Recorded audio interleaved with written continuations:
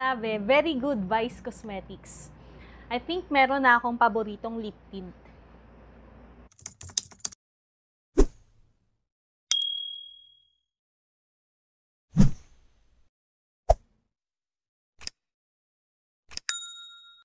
Hi everyone! Welcome back to my YouTube channel. Today, as you can see, wala pa akong kahit anong product sa aking lips because I will be reviewing this Vice Cosmetics Bt21 collection at ang shade na itatry ko is Fresh Nude. I bought this product at SM Watson's Lucena for 195 pesos. It contains 3.8 ml of product and it claims to be dewy, non-sticky, and long-lasting. So now, bubuksan ko na siya and this is also my first time to use this. So let's see what will be my first impression.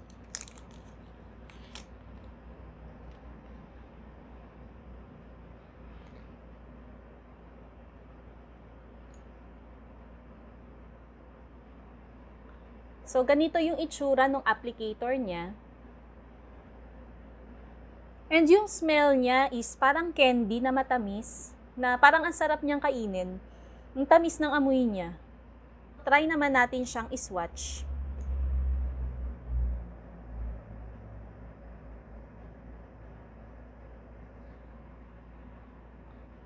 Ito yung swatch niya.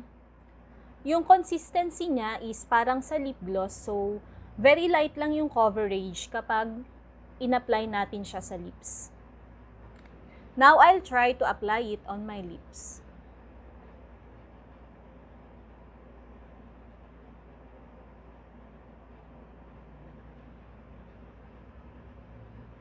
So, ayan guys, kita nyo ba yung difference? Ito yung meron, ito naman yung wala.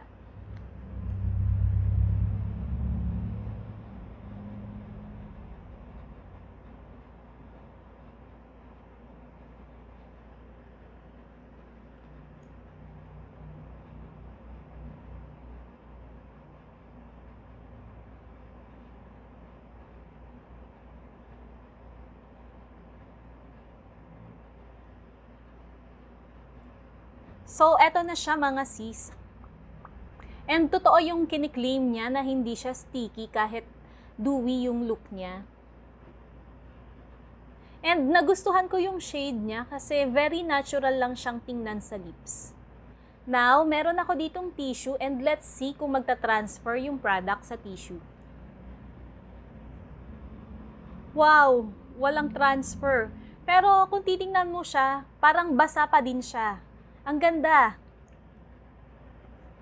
Wala talaga siyang transfer. Ayan. Ayan, kita nyo ba? Hindi siya nag-transfer. Now, subukan naman natin uminom ng tubig and let's see kung magta-transfer siya.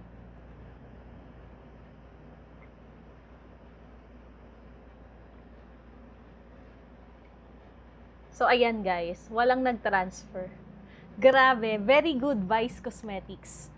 I think meron na akong paboritong lip tint.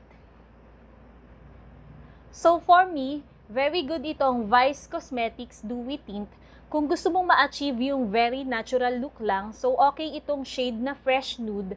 At ang kagandahan niya is long-lasting siya and non-sticky. So okay na okay siyang gamitin, lalo ngayon na every time lumalabas tayo ng bahay, may suot tayo na face mask.